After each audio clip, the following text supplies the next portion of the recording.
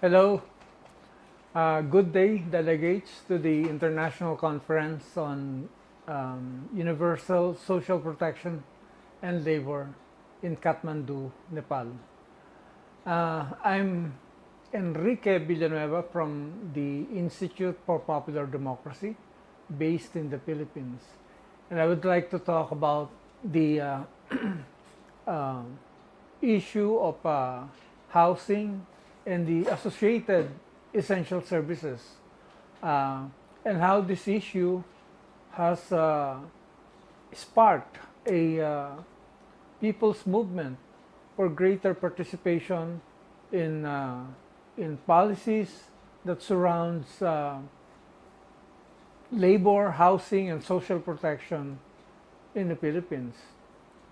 The housing problem is a very serious problem in the Philippines. There are around 1.5 million informal settler families in the Philippines, no? They, which means that they account for 1.5 million of the total housing gap of around 6 million in 2019. Of, of these informal settler families, around 600,000 live in Metro Manila. The total population of Metro Manila is 12 million, and the informal settler families account for around 12% of the total population of Metro Manila. Now, most of the informal settlers live in private lands and in government-owned lands, meaning these are lands owned either by national government agencies, national government corporations, or local governments. No? And a distinct sector of the informal settlers live in the so-called danger zones. These are the waterways and the right-of-way of existing infrastructure like power lines and railways. No? But in Metro Manila, these are mostly families living along the waterways. In 2009, a powerful typhoon struck the country. It's called Ondoy or Katsana, and it caused flooding all over Metro Manila. The flooding led to a conclusion, to a government report that around 600,000 informal settler families, no, along the waterways in Metro Manila and surrounding areas will have to be relocated in order to ease the flow of water in the waterways. So they're blaming the settlers for the flooding in Metro Manila. At around the same time also, or before that, there was a Supreme Court decision ordering national government agencies to clear Manila Bay and the major tributaries and waterways of all structures that might impede the flow of water and that might be causing pollution in the waterways. So by the time, around that time, that's 2010 or 2011, the National Housing Authority was planning to spend 50 billion pesos to build resettlement site in mostly off-city, distant resettlement sites. Okay. So I think this sparked a resistance by the informal settler families. because of what informal settlers knew about the existing resettlement sites of the National Housing Authority then. No?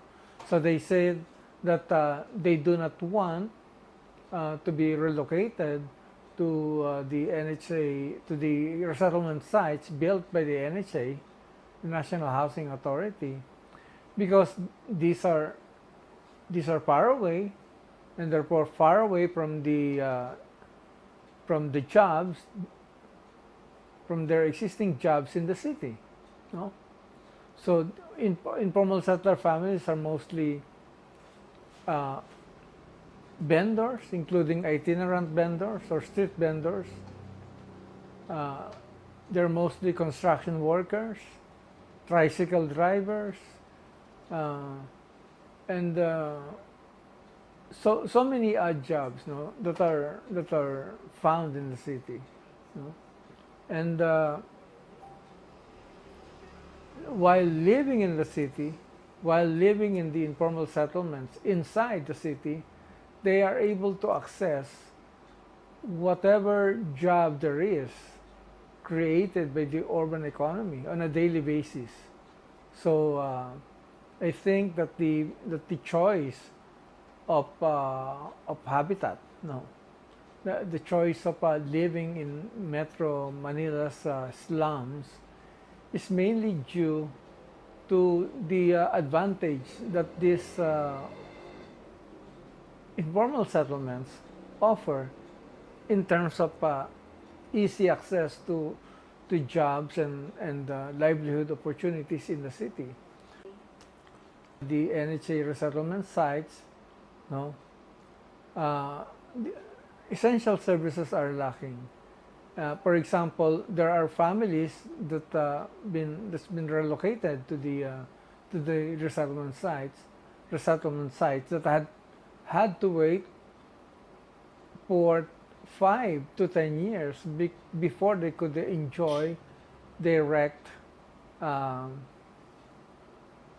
connection of water. No, so the improvement in terms of essential services are slow, very slow in coming. And so these are the main issues of the informal settler families in refusing the proposal of the National Housing Authority to spend the entire amount of the 50 billion pesos for the relocation of the informal settler families to distant resettlement sites outside of Metro Manila. So what did they do? They lobbied government for the creation of a policy that would allow informal settler families to determine the housing projects, you know, according to their needs and preferences. They call this the People's Plan for Housing.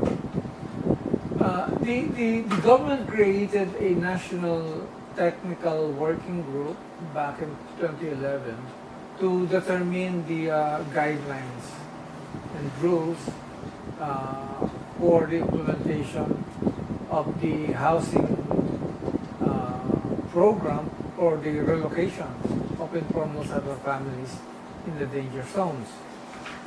And in that technical working group, the informal settler families and their associations and their allies among key government agencies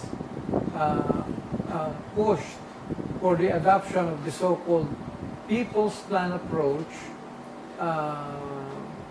as one approach in the implementation of the relocation program for the informal settlers.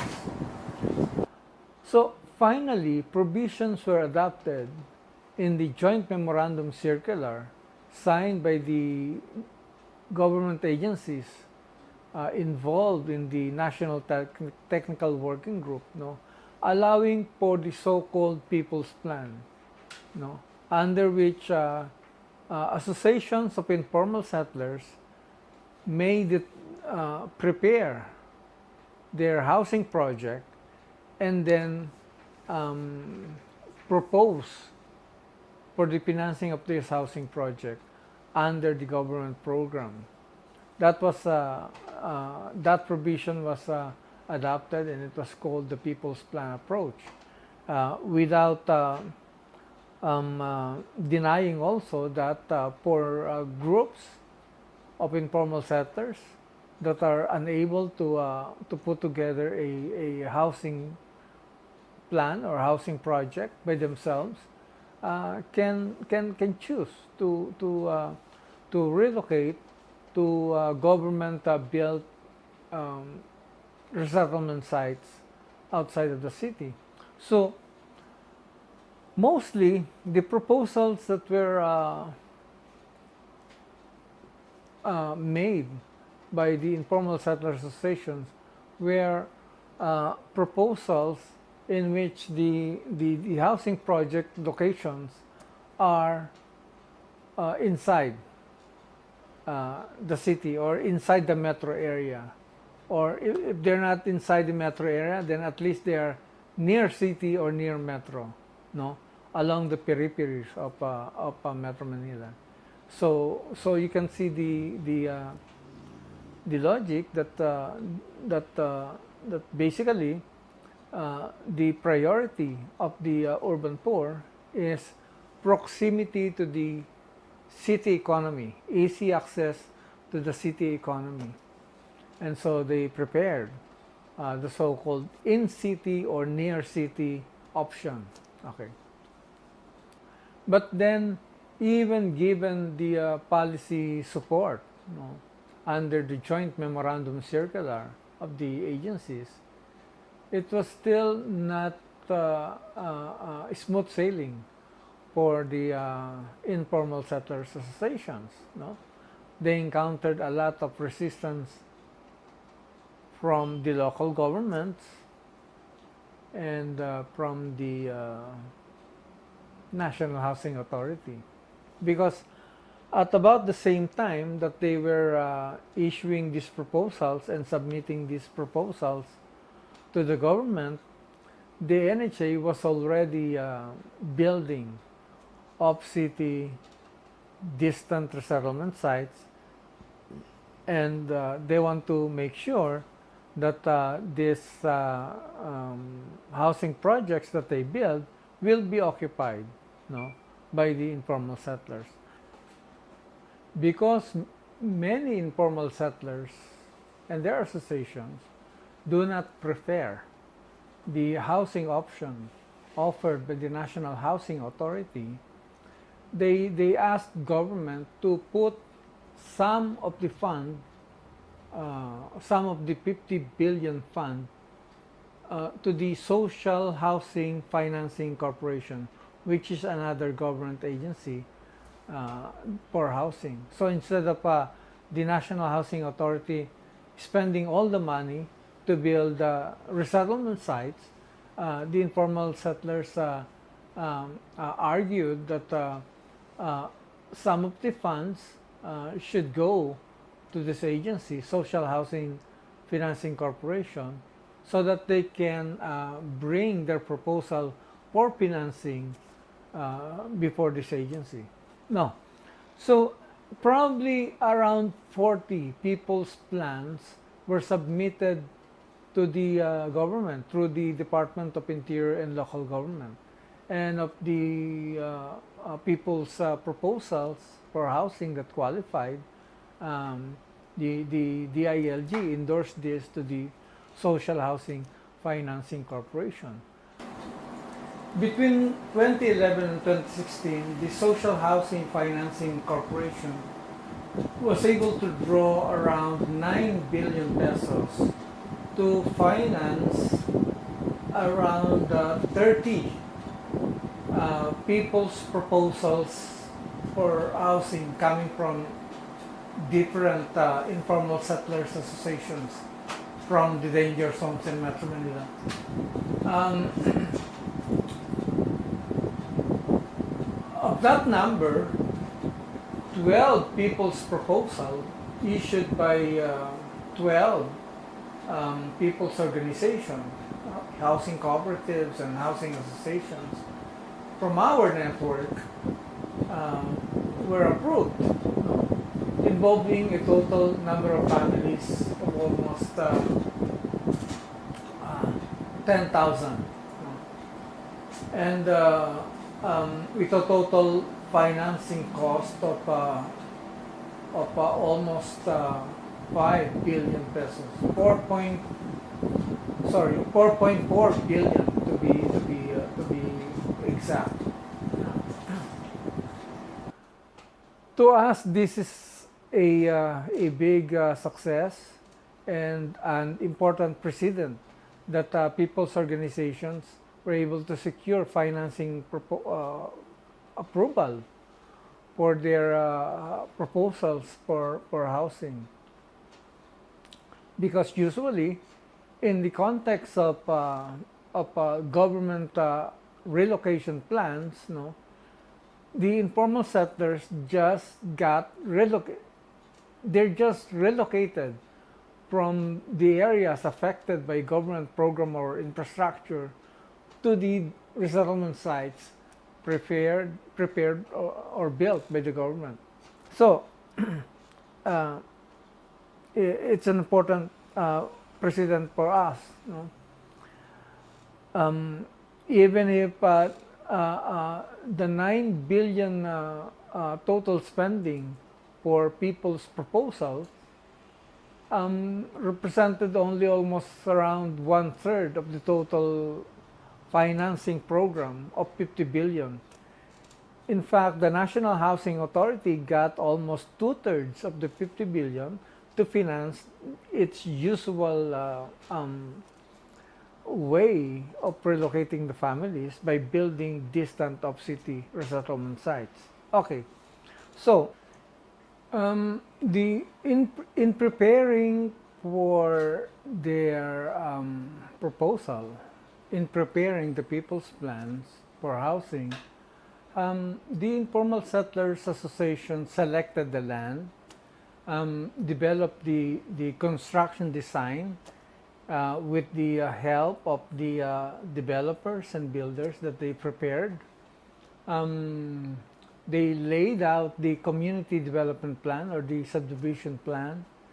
They designed the future estate management system, and so on and so forth. They put together the entire housing project in a way that's entirely different from the process followed by the National Housing Authority, which is basically just build the house and then ask the informal settlers to move, no?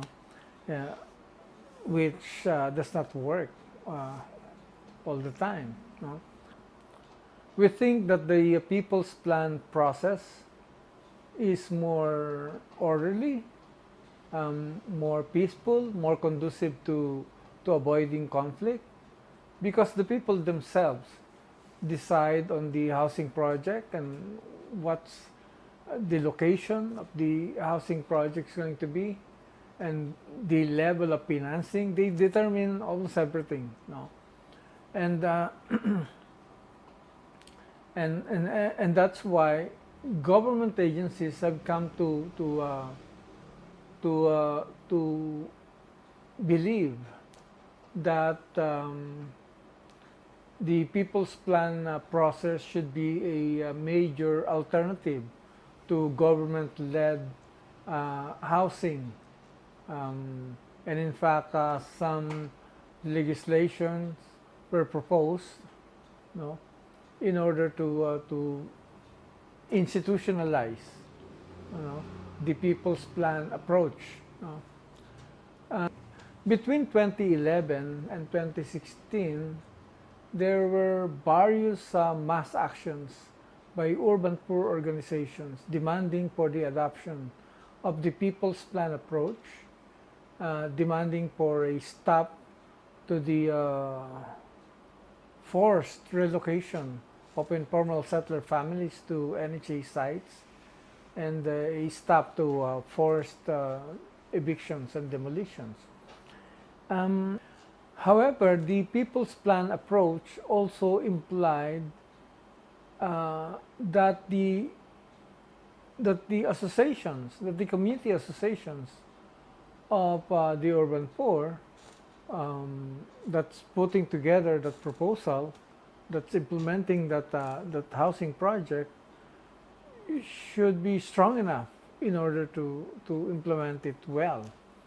And that is not always the case. No, there are also problems in the implementation of the so-called People's Plan. There are community organizations that are internally strong, that are internally democratic, no, that can resolve community issues according to well-established organizational rules and democratic rules. But there are some community associations that are captured, that are being captured by vested interest, and it takes time for the community itself to recapture the community association for themselves, instead of being held by some and few opportunistic individuals. But then, even if there are some failures in the community People's Plan approach, we believe that by and large, it has offered an alternative to government-led housing projects that has been proven to be inadequate in addressing the critical needs of the urban poor themselves. Remember that for the urban poor, the primary determinant of choosing a housing location is access to jobs. Okay? Each year, the total urban population of the major metropolitan areas in the Philippines, Metro Manila, Metro Davao, Metro Cebu, are increasing, mainly because of the migration from rural areas and secondary urban areas to the major urban areas. And that is largely because of the economic imperative. They need better location to access jobs, no, that can viably support their families and their aspirations. And so the urban population is growing because on average the wages in the urban areas is higher than in other areas. And there are more jobs. There are simply more jobs. There are simply more opportunities in the urban areas than in the rural areas.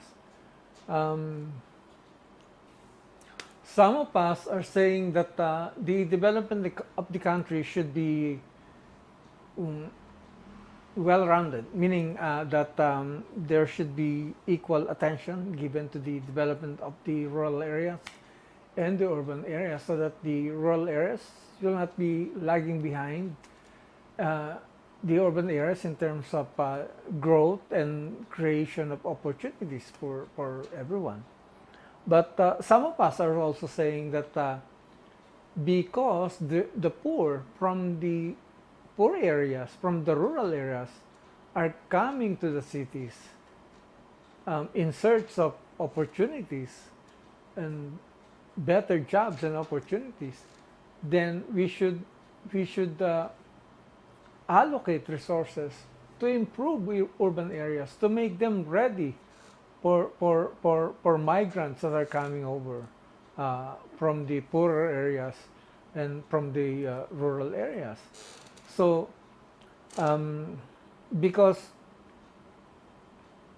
whether we make our cities ready to absorb migrants, whether we allocate resources to improve, or whether we give more resources for housing and for social services, the poor from the rural areas are coming over to the cities in any case. They're coming anyway. So the better option is to make our cities welcoming, make our cities accommodating in terms of the provision for housing and social services. The Philippines is improving the railway system to connect areas from the north of Luzon to the south of Luzon, the main island, via Metro Manila. And we believe this offers a lot of opportunities for the urban poor.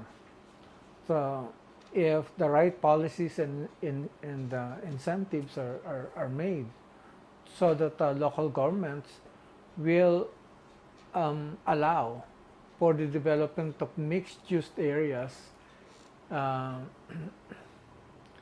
in which socialized housing for the poor can be built, no? Meaning socialized housing that have access to the main transportation hubs and to the industries that will agglomerate around those main transportation hubs. So the challenge for us now in the Philippines is how to combine our advocacy for participatory housing, the so-called People's Plan approach, and advocacy for more inclusive central planning location, the more inclusive planning of transportation hubs, and our advocacy for greater inclusiveness in the city economy via efficient and cheap transportation.